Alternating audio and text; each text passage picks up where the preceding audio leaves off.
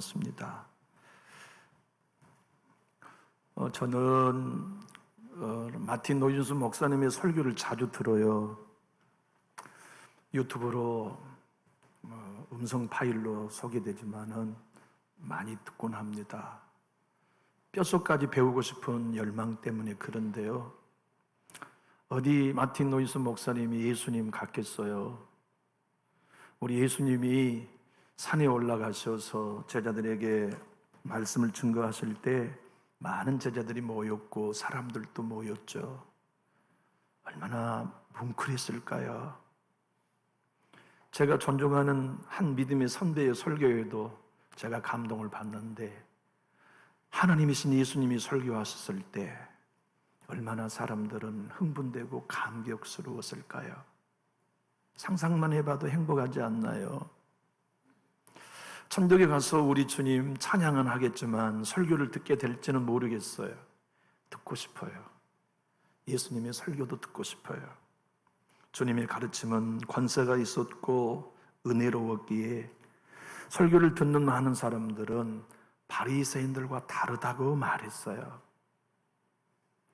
우리 주님께서는 천국에 관한 많은 말씀을 하시면서 심령이 가난한 자가 천국을 소유한다. 의의를 위하여 핍박을 받는 자들이 천국을 소유한다. 그리고 나는 율법을 폐하러 오지 않았다. 완전케 하러 왔다. 하나님이 이 땅에 주신 율법은 1.1획도 폐해지지 않는다고 선언해 주시고, 주님이 너희는 의로워져야 한다.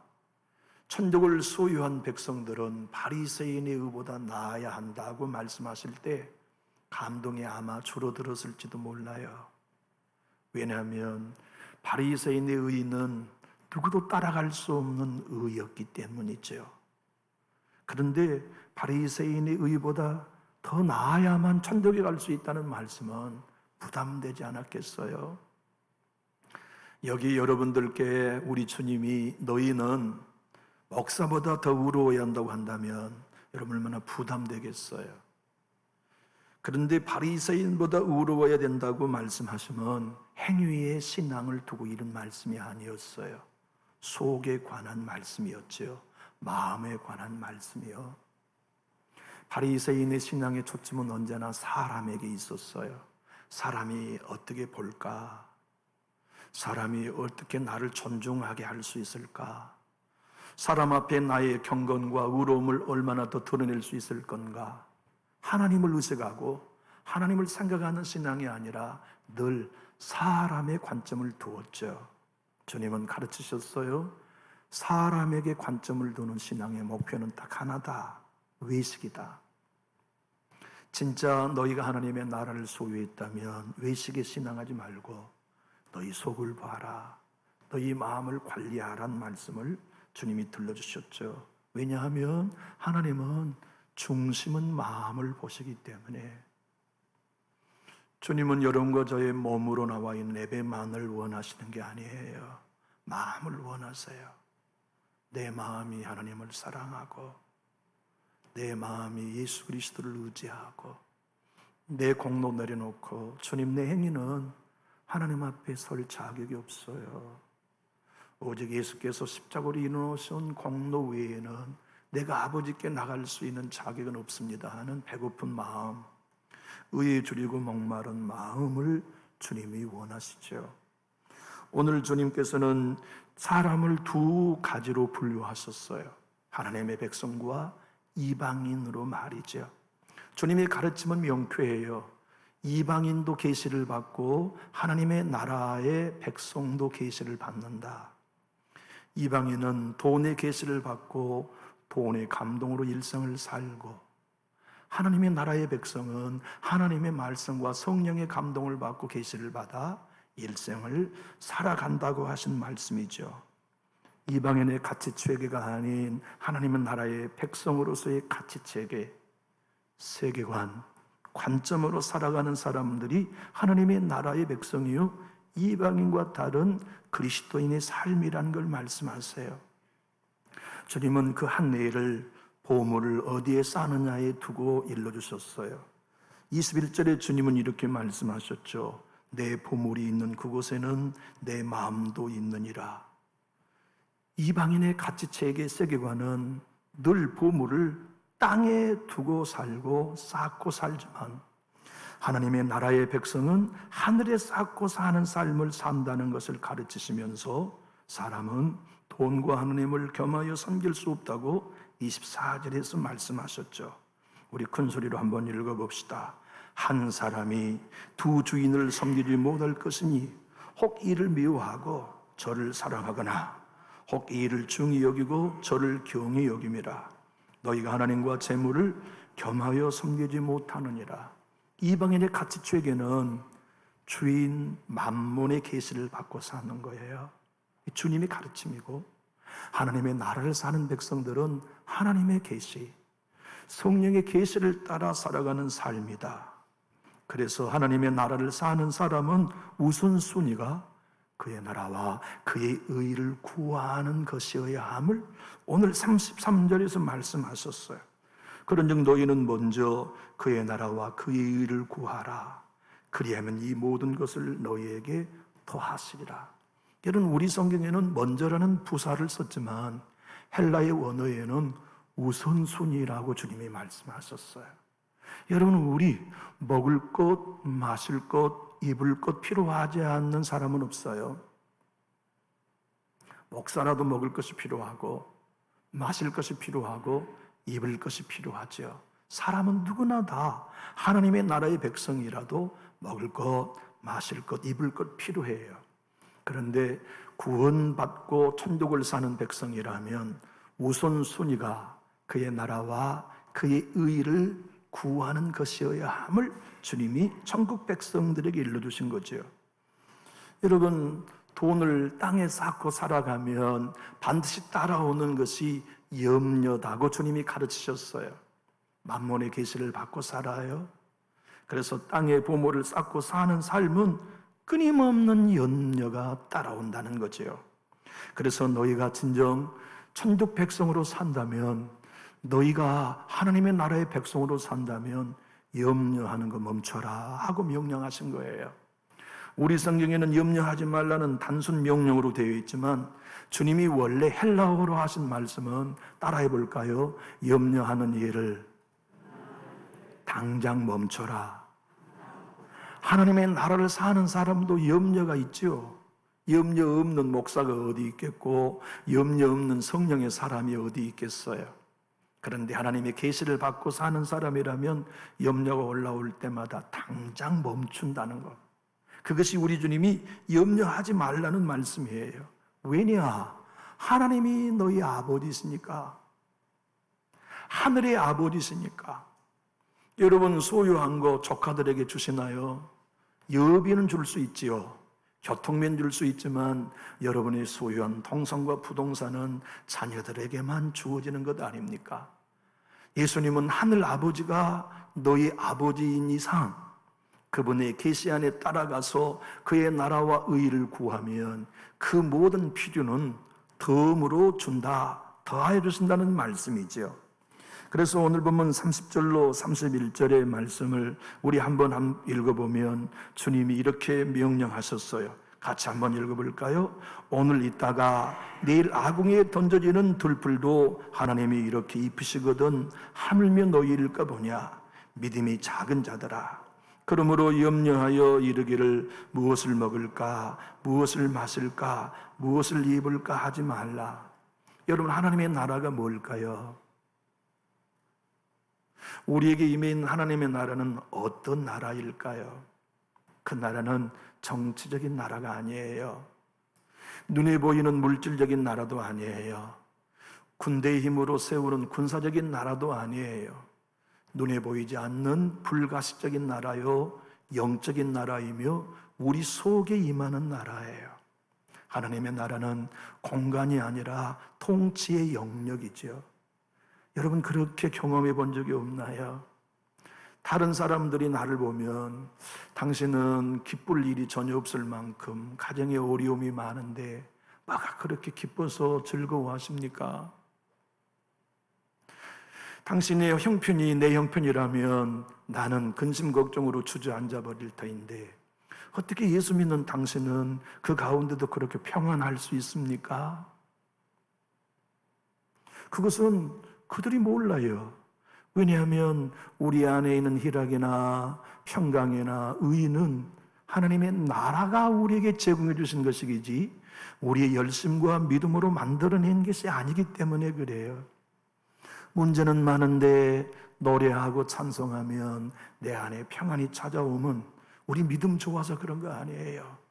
내 안에 하나님의 나라가 통치하시기 때문에 그래요. 내 영을 통치하시고 내 감정을 통치하시고 내 삶을 통치하시기 때문에 희락이 있어요.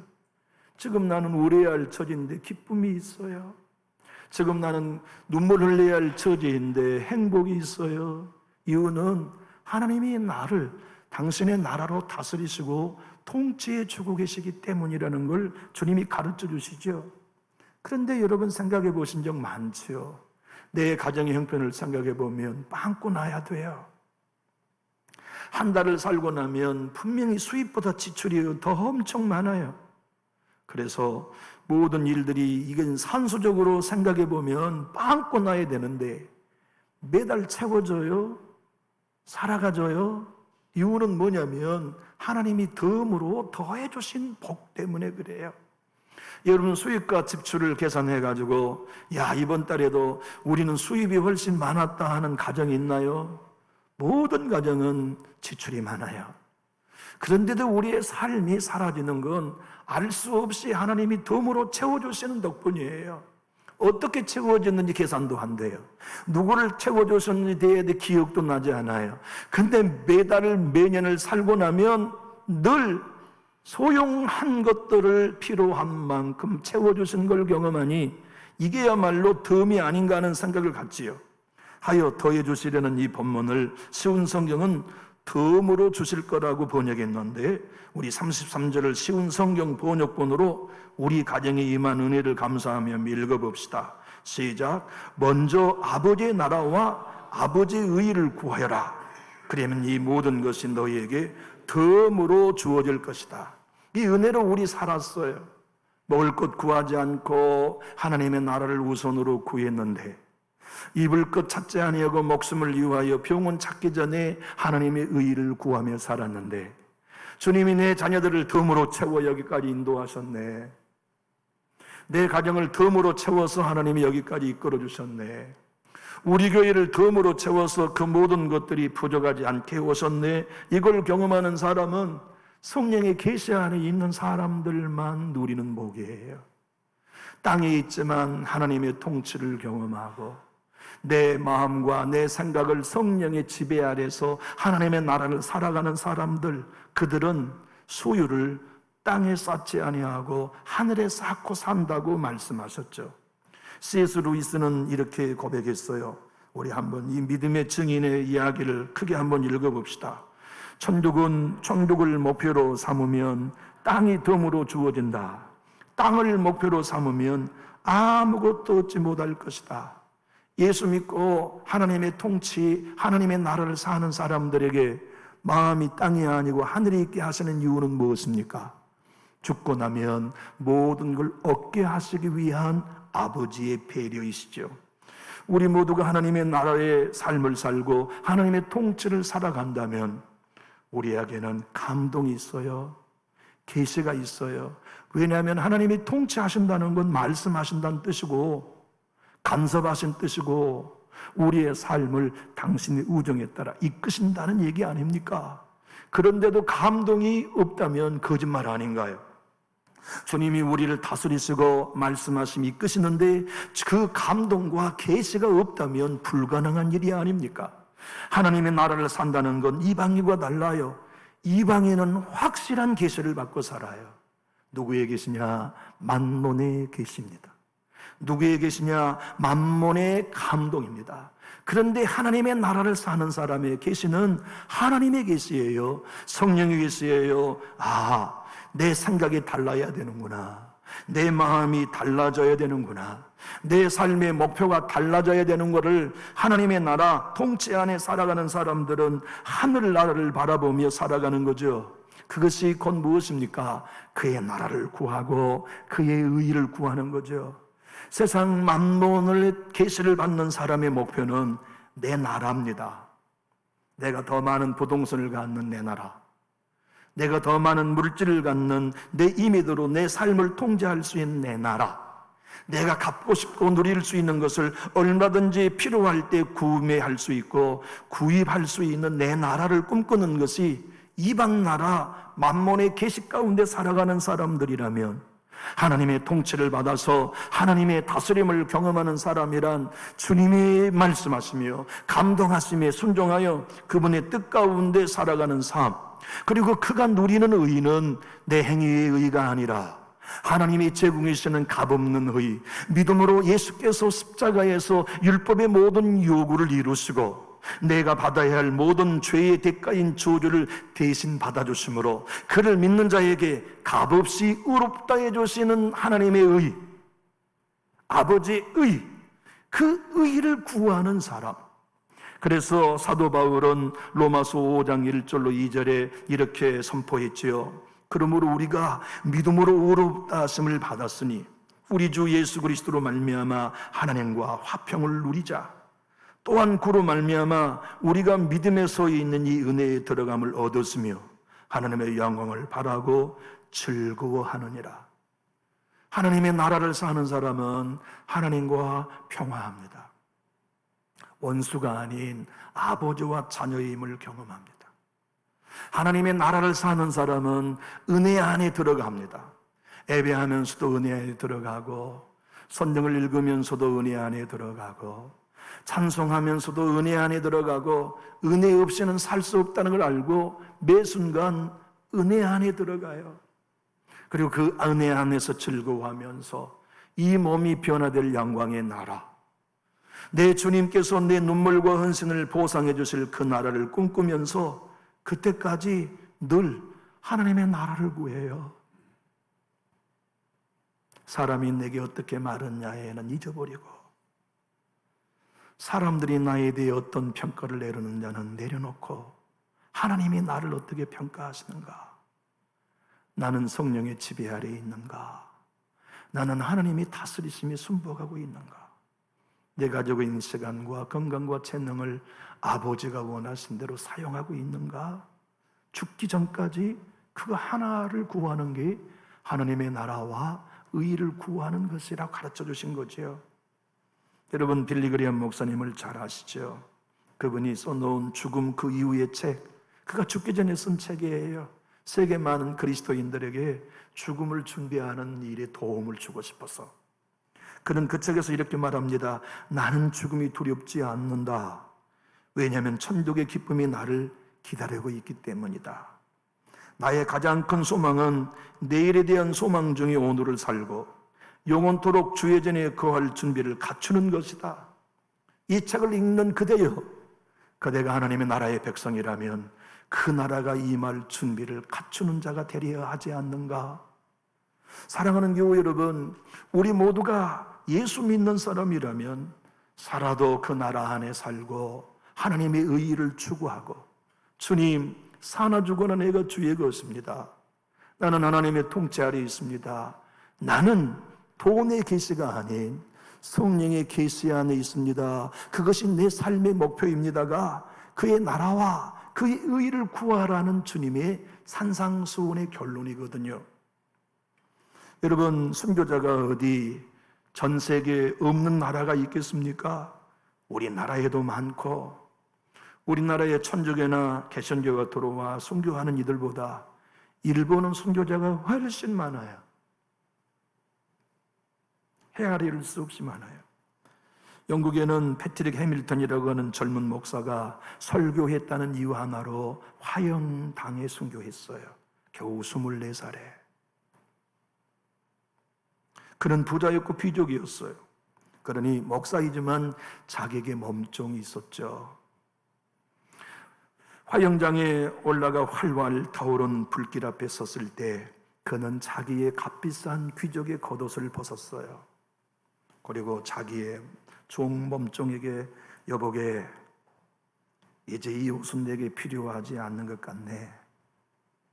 그런데 자녀에게는 다소간 소용이 될 것일세. 어서 받세. 그리고는 자기의 몸종에게 자기 겉옷을 주고 화영장에 올라가 불길 속에 들어가기 전에 그의 사형 집행관은 이렇게 얘기했습니다. 이제라도 예수를 부인해라. 하나님을 부인하면 그대는 생명을 살릴 수 있다. 그때 그 24살 하나님의 나라와 의의를 구했던 이 젊은 목사의 얘기가 여보게 이 사악한 사람 같으니라고. 내가 아무 죄가 없음을 당신도 알고 있지 않소. 나는 하나님의 나라를 선포하는 죄밖에 없어. 그리고 지금 나는 그 나라와 그 의 때문에 기꺼이 고통을 받을 것이요. 그리고는 활활 타오르는데 꽁꽁 묶여 그의 몸이 타오를 때 그도 순교자 스데반처럼 고백합니다. 주 예수여, 내 영혼을 받으소서. 여러분, 우리가 이방인이 아니고 하나님의 자녀요 성령의 감동 안에 있는 백성이라면 그분의 계시를 받고 살아야 해요. 그분이 말씀하심이 들려야 해요. 우리의 삶에 무엇을 하든지 그분이 주인이셔야 하고 통치자가 되셔야 하고, 야야야, 너 내 명령 따라야 되지 않냐? 야야야, 너 내가 감동하심에 순복해야 되지 않냐? 내가 네 왕이라면 내 통치 아래 있어야 되지 않겠냐 하시는 주의 음성을 늘 듣고 염려 중단해라. 내가 네 아버지다. 새를 보아라. 씨를 뿌리거나 거둬들이거나 창고에 모아들이도 않지만 내가 먹이지 않냐? 들의 백합화 봐라. 그들이 길쌈도 하지 않지만 그들의 모든 영광보다 내가 너희들을 더욱 사랑하고 있다는 건 너희 믿을 수 있지 않냐? 너희는 먼저 그의 나라와 그의 의를 구하면 내가 모든 필요를 덤으로 주겠다가 하나님의 나라를 사는 성도들의 이 땅에 사는 방식임을 말씀하셨어요. 그렇게 일생 동안 믿음이 커졌고 성령을 경험하여 순교의 자의 길을 걸었던 베드로 사도가 우리에게 그 나라의 원리를 믿고 베드로전서 5장 7절에 이렇게 말씀하시죠. 너희 염려를 다 주께 맡기라. 이는 그가 너희를 돌보심이라. 이스라엘 사람들은 하나님의 나라를 군사적인 나라로 이해했다고요? 오해였죠. 마카비아 같은 혹은 다윗 같은 솔로몬 같은 강한 군주가 나타나서 로마를 깨뜨려 독립국가가 되면 그것이 하나님의 나라가 될 줄 알았어요. 가장 강력한 군사를 가지고서 다윗 시대처럼 주변의 모든 나라가 이스라엘을 굴복하는 정치적인 나라가 하나님의 나라인 줄 알았는데 우리 주님은 내 나라는 그런 나라 아니다. 내 나라는 너희 안에서 의와 희락과 평강을 주는 나라고, 먹고 마시며 살아가는 모든 삶에 내 통치와 계시를 받아 너희가 순종하는 삶을 사는 것이 내 나라다. 내 나라의 백성이라고 말씀하시죠.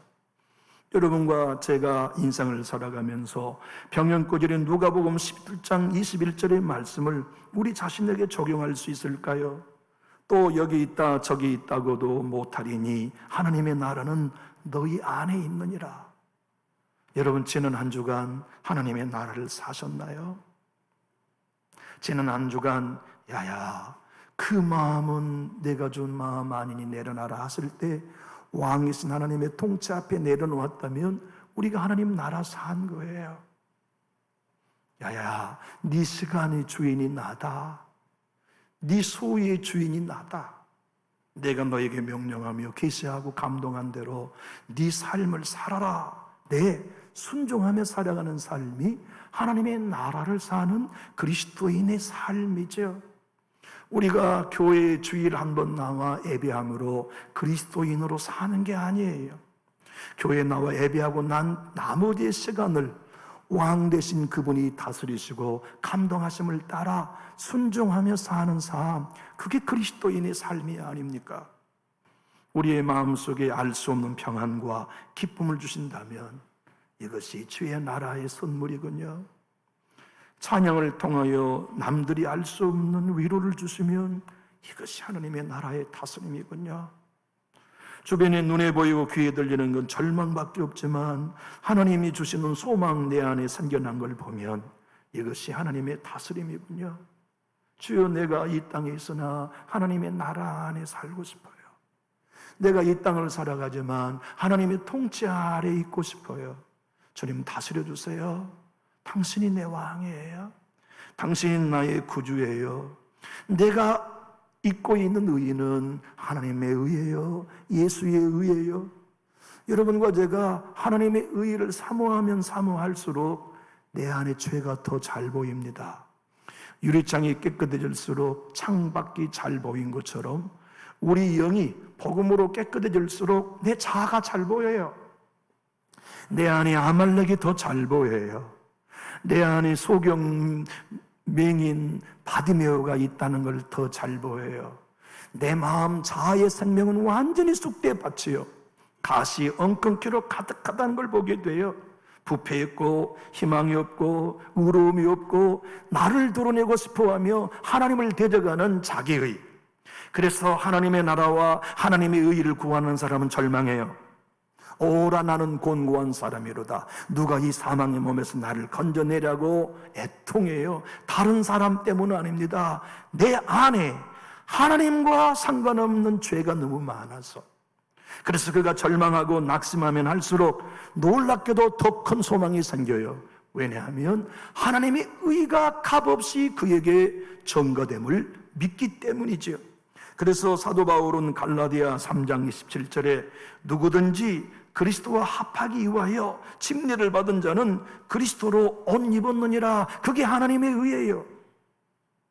여러분과 제가 하나님의 심판대 앞에서 부끄러운 과거의 죄가 드러나지 않는 이유는 하나님의 의이신 예수로 옷 입었기 때문이고, 오늘도 하나님이 여러분과 저의 예배와 기도를 받으시면 우리의 경건한 의가 아닌 십자가의 완전한 구속을 이루어 주시는 하나님의 의 예수로 옷 입었기 때문인데, 너희는 먼저 그의 나라와 그의 의를 구하라고 말씀하신 거지요. 로마서 13장 13절은 오직 주 예수 그리스도로 옷 입고 정령을 위하여 육신의 일을 도모하지 말라. 바울은 또한 3장 21절 24절에 이제는 율법 외에 하나님의 한 의가 나타났으니 율법과 선지자들에게 증거를 받은 것이라. 곧 예수 그리스도를 믿음으로 말미암아 모든 믿는 자에게 미친 하나님의 의인이 차별이 없느니라. 마틴 논스 목사님은 하나님의 나라는 책에서 이렇게 말합니다. 당신이 하나님의 나라와 하나님의 의의를 구하면 구할수록 절망할 것입니다. 왜냐하면 자기 안에 부패한 자아를 대면하기 때문입니다. 자기 안에 자아를 대면한 사람만이 하나님의 나라를 구합니다. 자기 안에 부패한 자아를 본 사람만이 하나님의 의의를 구합니다. 내가 십자가에 네 죄의 값을 지불했다. 네 행위로 이룰 수 없는 율법의 요구를 내가 순종함으로 완성했다. 너는 나의 피를 의지하고 나의 공로를 의지하여 나로 옷 입으라. 그리하면 너는 안전하다는 뜻이 예수께서 그의 나라와 그의 의를 구하라는 말씀의 의미라고 설명해 주고 있습니다. 여러분과 제가 진정 하나님의 나라를 살면 자랑할 게 없어요. 예수 밖에는. 진짜 하나님의 의, 예수로 옷 입어서 내 죄가 용서된 걸 믿고 그분의 복음을 통하여 나타난 하나님의 의로 인하여 영광스러운 자녀가 되었다는 걸 믿는 사람은 내 행위 자랑할 것 없어요. 예수의 행위를 자랑하고 십자가의 공로를 자랑하고 하나님의 은혜를 자랑하면서 자랑할 것이 있다면 딱 하나, 나의 약함을 자랑할 뿐이죠. 그것을 믿었던 사도 바울이 고린도서 12장 5절에 이렇게 고백합니다. 내가 이런 사람을 위하여 자랑하겠으나 나를 위하여는 약한 것들 외에 자랑하지 아니하리라. 하나님의 나라를 사는 사람은 자랑 없어요. 하나님의 의로 옷 입은 사람은 자랑 없어요. 당연하잖아요. 내 행위로 만든 의가 아니라 예수께서 십자가의 순종함으로 이루어놓으신 의를 내가 덧입고 있을 뿐인데, 전가받고 있을 뿐인데 무슨 자랑이 있겠어요? 자랑이 있다면 나의 무능을 자랑하고 연약함을 자랑한 뿐이죠. 바울은 그래서 주의 음성, 하나님의 음성을 이렇게 증언하고 있습니다. 우리 함께 고린도서 12장 9절로 10절을 같이 읽어봅시다. 시작. 나에게 이르시기를 내 은혜가 내게 족하도다. 이는 내 능력이 약한 데서 온전해짐이라 하신지라. 그러므로 도리어 크게 기뻐함으로 나의 여러 약한 것들에 대하여 자랑하리니 이는 그리스도의 능력이 내게 머물게 하려 함이라. 그러므로 내가 그리스도를 위하여 약한 것들과 능력과 궁핍과 박해와 공고를 기뻐하노니 이는 내가 약한 그때에 강함이라. 여러분, 우리가 강하면 하나님이 일하지 않으세요. 우리가 약해져야 하나님이 일하세요. 내가 아무것도 할 수 없다고 고백해야 하나님이 능력으로 당신의 통치를 시작하시죠. 남준유 교회에 내 것 자랑할 만한 신자 계시나요? 남들보다 더 나은 기도 생활 자랑할 분이 여기 계시나요? 남들보다 더 경건하고 의로운 자기의를 자랑할 만한 분이 계시나요? 아니면 오직 예수 공로 외에는 자랑할 것 없고 그분이 거저주시는 하나님의 의의 옷 외에는 자랑할 것이 없으니 내가 자랑한다면 약한 것밖에 없다고 고백할 수 있는 하나님의 백성이 여기 계셔야 되지 않을까요? 그 마음으로 예배하고 그 마음으로 봉사하고 그 마음으로 교회에 섬기는 진짜 하나님의 백성, 주의 나라의 백성이 다 될 수 있기를 예수님 이름으로 축복합니다. 기도하겠습니다.